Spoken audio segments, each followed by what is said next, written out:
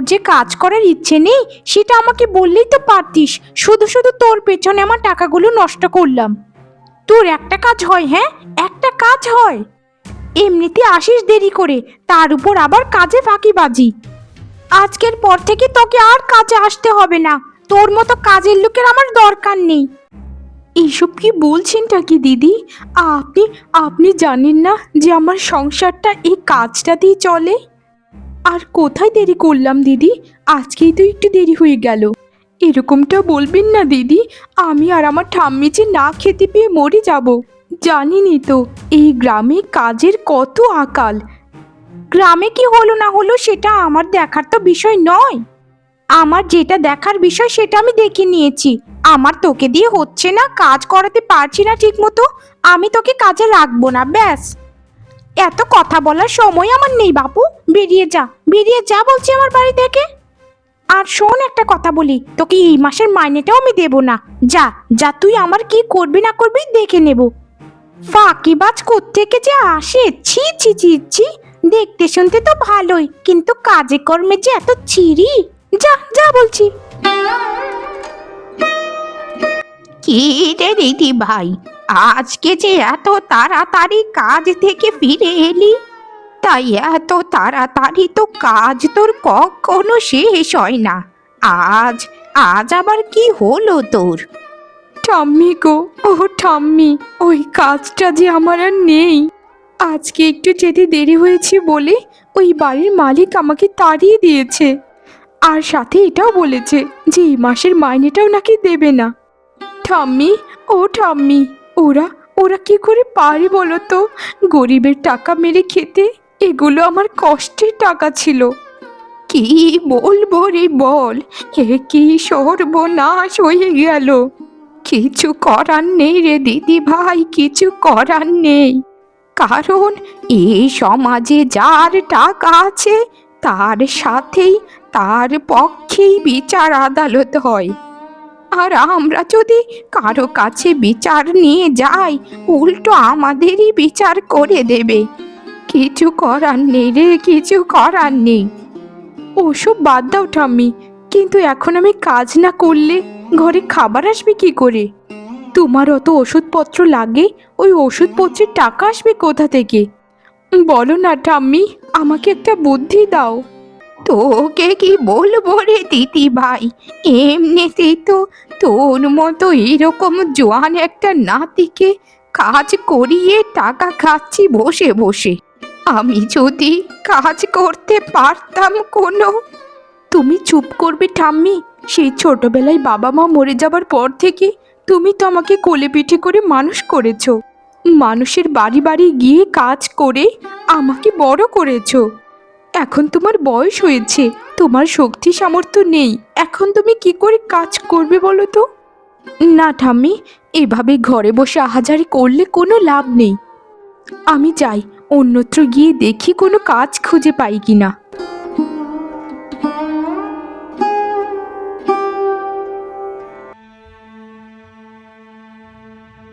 দিদি, দিদি আপনার পায়ে পড়ি, আমাকে কোনো একটা কাজ দিন দিদি। আমি আমি খুব ভালো মতো কাজ করব। আপনাদের কখনো কোনো অভিযোগ করার সুযোগই দেব না। দয়া করে একটা কাজ দিন না কোনো। আপনারা তো কত ধনী মানুষ, কোনো তো কাজ নিশ্চয়ই আছে আপনাদের কাছে। কি যে বলো তুমি, আমার ঘরে এমনিতেই কাজের লোকের জন্য পা ফেলা যাচ্ছে না। তোমাকে দেখে অবশ্য আমার মায়া হচ্ছে, কিন্তু কি করব? কর্তা মশাইয়ের সামনে আমাকে তো কত প্রশ্নের সম্মুখীন হতে হয়। আমাকে ক্ষমা করো বোন, আমি তোমায় কোনো কাজ দিতে পারবো না। তোমার যদি বেশি কাজের প্রয়োজন হয় তাহলে তুমি রাজবাড়িতে গিয়ে দেখতে পারো। শুনেছি রাজা মশাই নাকি খুবই দয়ালু। ওখানে তোমার কিছু না কিছু একটা কাজের ব্যবস্থা হয়েই যাবে। শুধু রাজপ্রাসাদের ভেতর যে কোনো মূল্যে তোমায় প্রবেশ করতে হবে। ঠিক আছে দিদি, তাহলে আমি এটাই করব। আমি আমি আগামীকাল সকালে রাজপ্রাসাদের উদ্দেশ্যে রওনা দেব। আমার যে ঘরে বৃদ্ধ ঠাম্মি রয়েছে, অসুস্থ খুব উনি। আমি তাহলে আসি দিদি।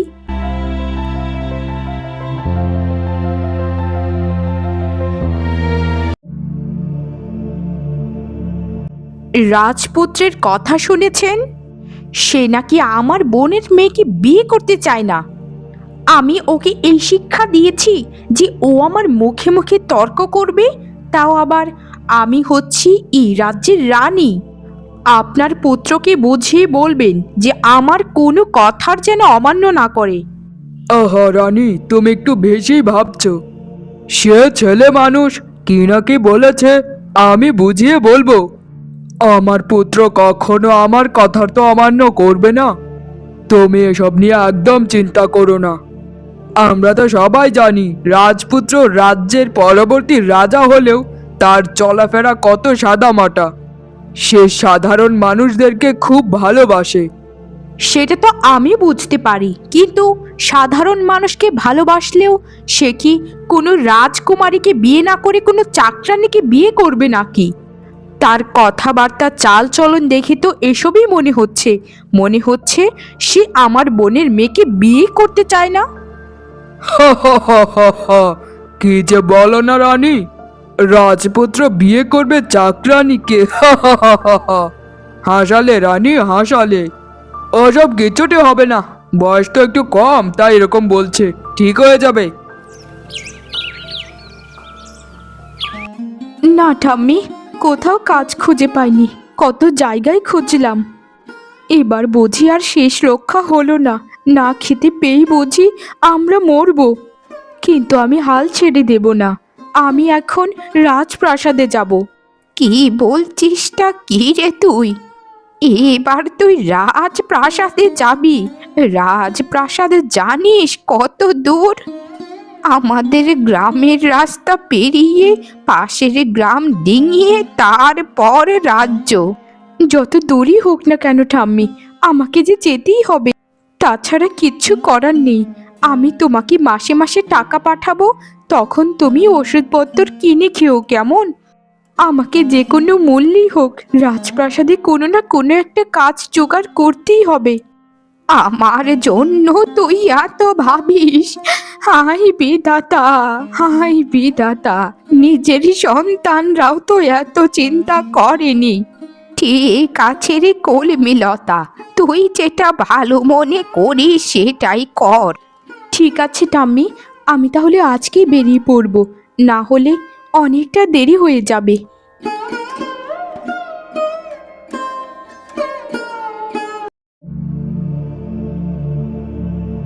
তুমি কিন্তু ভুলে যাচ্ছ রাজকুমার, তুমি ভবিষ্যতের রাজা। তোমার এরকম কাপড় চোপড় চলাফেরা এগুলো সত্যিই বেমানান। তুমি কেন রাজকুমারের পোশাক খুলে এগুলো পরেছো? তোমাকে আর আমি কোনো শিক্ষা দিতে পারলাম না। এখানে শিক্ষার কি দেখছেন মা? পোশাক কি কখনো একটা মানুষকে কোনোদিন নির্ধারণ করতে পারে? আমার আসলে ওসব ভালো লাগে না মা, এত জাঁকজমকপূর্ণ পোশাক পরে সারা দিন হেঁটে বেড়ানো। আমিও চাই একটা সাধারণ মানুষ কিভাবে বাঁচে, কিভাবে থাকে, সেগুলো উপলব্ধি করতে। তাই আমিও তাদের মতো পোশাক পরেছি। তোমার এই মানুষের প্রতি ভালোবাসাটা দিন দিন বেড়ে যাচ্ছে না? তুমি জানো না আমি তোমার মা? মায়ের কথা না শুনলে কি হয় সেটা তুমি ভালো করেই জানো। তাই আমি এখনো ভালো মতো বলছি, ওসব ভণ্ডামি বাদ দিয়ে তুমি আমার বোনের মেয়েকে বিয়ে করো, এতেই তোমার মঙ্গল। না হলে না হলে কি করবেন মা? মেরে ফেলবেন? ঠিক আছে, আমি মরতে রাজি আছি। তবে আমার আত্মা যেটা বলে আমি সেটাই শুনবো। আমি আপনার বোনের মেয়েকে বিয়ে করব না। তোমার ওই জেদেই একদিন দেখবি আমাদের সবার ধ্বংসের কারণ হয়ে দাঁড়াবে। ঠিক আছে, তুমি তোমার মতো থাকো, আমার সাথে আর কথা বলো না।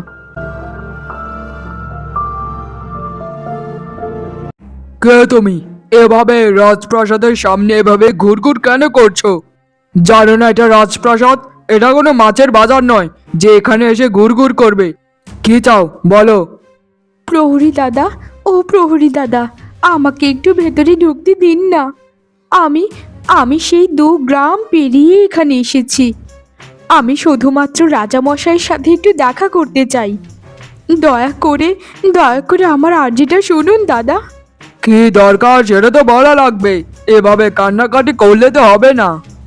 বলো শুনি তোমার কি হয়েছে, দেখি আমি তোমাকে কোনো সাহায্য করতে পারি কিনা।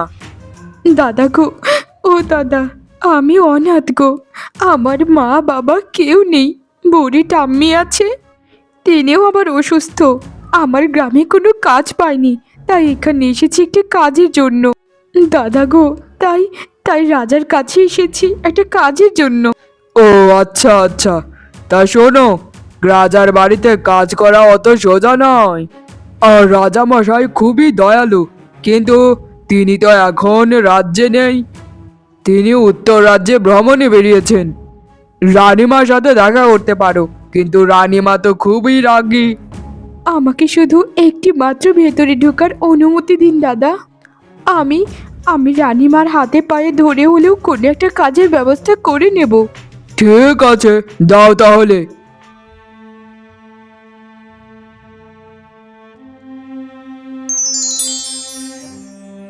কে তুমি গো? এই রাজপ্রাসাদের ভেতর ঢুকছো যে? কিসের দরকার তোমার? আর তোমাকে তো এই রাজ্যে আগে কখনো দেখিনি।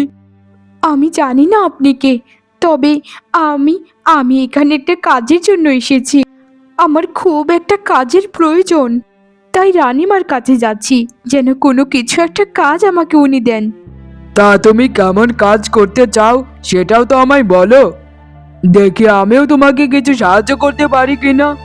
এরকম সাদাসিধে আর সুন্দরী মেয়ে আমি তো জীবনেও দেখিনি।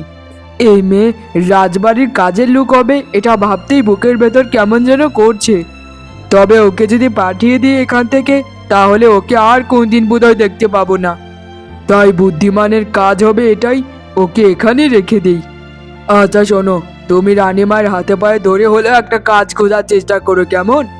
যাও তাহলে, যাও।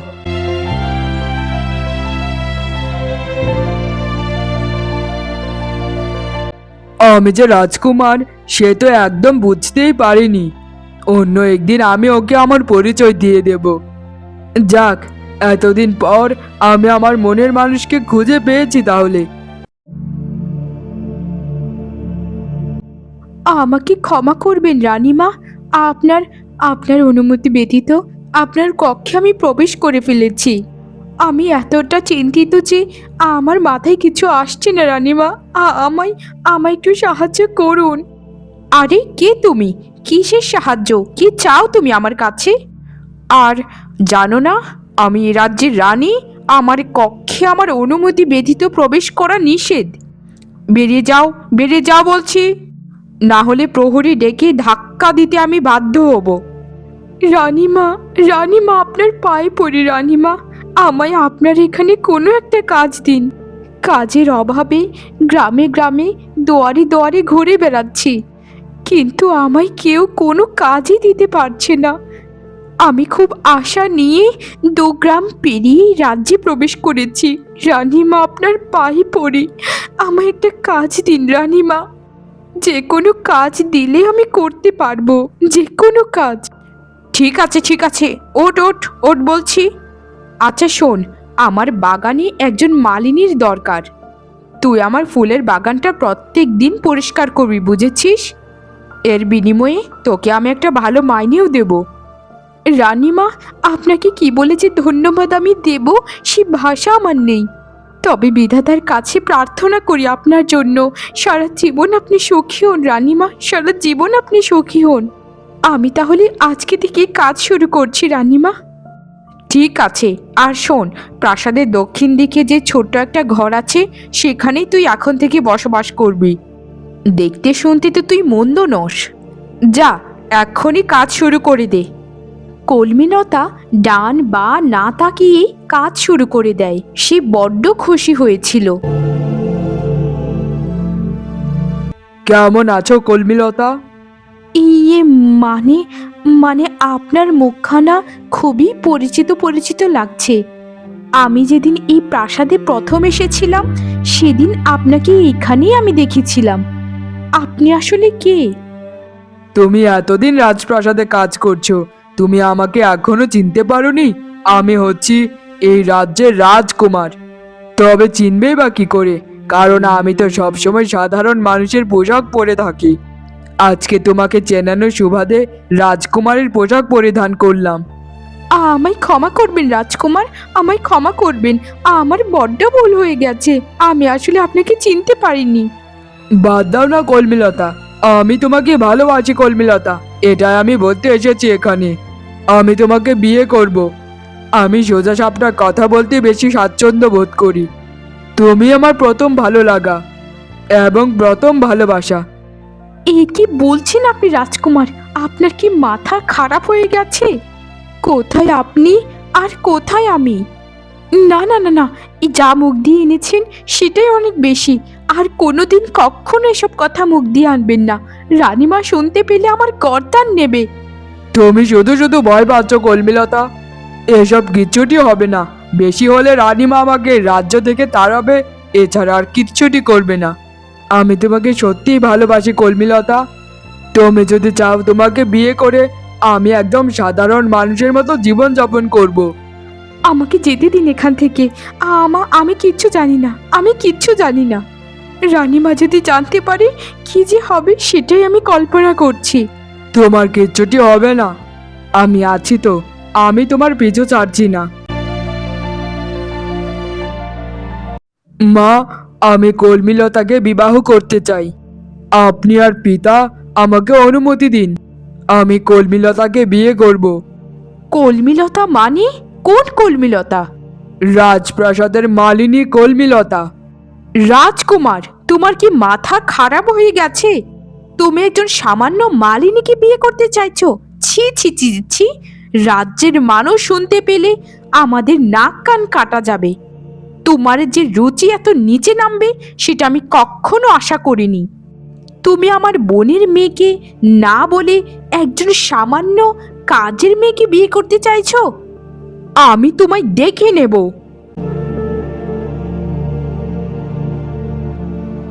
কলমিলতাকে ছাড়া আমি আর কাউকে কোনোদিন বিয়ে করতে পারবো না। আমি আজকে কলমিলতাকে বিয়ে করব।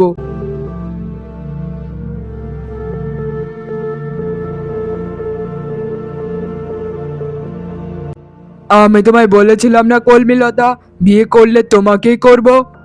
আর আমি রাজকুমার নয়, তোমার স্বামী হয়ে বেঁচে থাকতে চাই।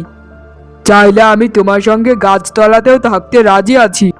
আমি বিশ্বাসও করতে পারছি না যে আমাকে কেউ একজন এত ভালোবাসে, যে নিজের আভিজাত্য রাজকর্ম সব ত্যাগ দিয়ে আমার সাথে এক কাপড়ে চলে এসেছে। হ্যাঁ কলমিলতা, আমি তোমাকে সত্যিই প্রচণ্ড ভালোবাসি। চলো এখন এখন আপাতত তোমাদের বাড়িতেই যাই। তারপর আমি একটা কাজ খুঁজে কিছু একটা কাজ করে নেব। তারপর তুমি আর আমি ছোট্ট একটা জমি কিনে সেখানে ছোট্ট একটা ঘর বানিয়ে থাকবো। ঠিক আছে, চলুন তাহলে। আমিও ঠাম্মিকে কত দিন ধরে দেখি না, আজকে ঠাম্মিকেও দেখতে পাবো। কি বলছিস সেসব?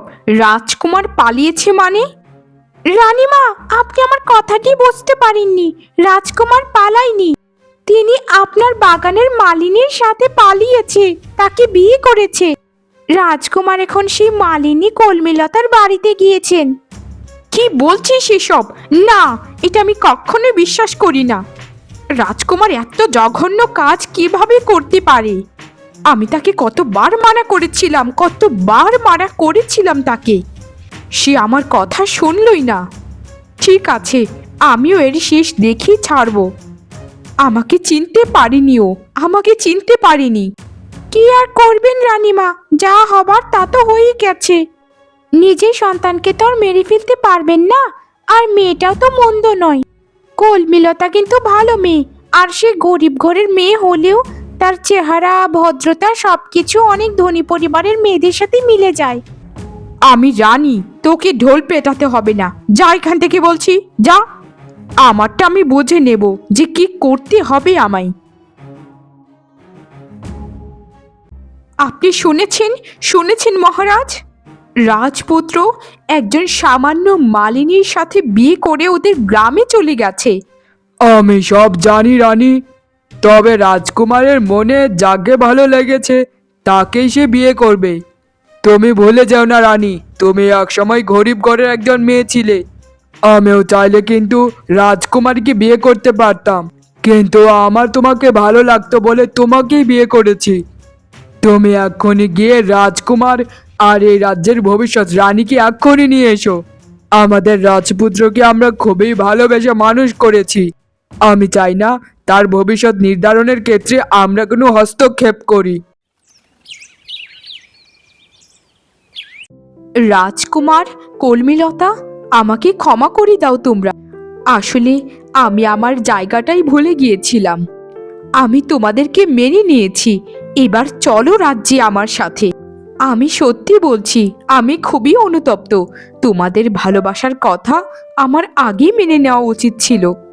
না না রানীমা, দয়া করে আমাদের কাছে ক্ষমা চাইবেন না। রানীমা হিসেবে নয়, আপনি মা হিসেবে সন্তানের সাথে অবশ্যই রাগ ক্ষোভ জেদ করতেই পারেন। এটাই তো মাতৃত্বের সৌন্দর্য।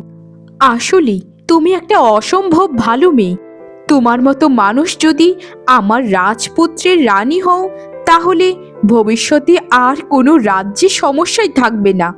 এবার চলো আমার পুত্রবধূ, তোমার ঠাম্মিকে সাথে নিয়ে। অনেক ধন্যবাদ রানীমা, অনেক ধন্যবাদ। আমি আসলে কোনোদিন কল্পনাই করিনি যে আপনি আমাদের সম্পর্ক মেনে নেবেন। আমি আজকে অনেক খুশি মা, অনেক খুশি। সত্যি, তোমাকে আমি যতটা রাগী ভাবতাম, তুমি ভেতর থেকে এর থেকেও বেশি ভালো। তোমায় অনেক ধন্যবাদ মা, অনেক ধন্যবাদ। ধন্যবাদ দিতে হবে না। এবার চলো, তোমরা চলো রাজ্যে। রাজ্যে গিয়ে কত কাজ পড়ে আছে। রাজকুমার আর কলমিলতার আবারও ধুমধাম করে বিয়ে হবে। পুরো রাজ্য আমি সাজাবো, পুরো রাজ্যে আনন্দ করব।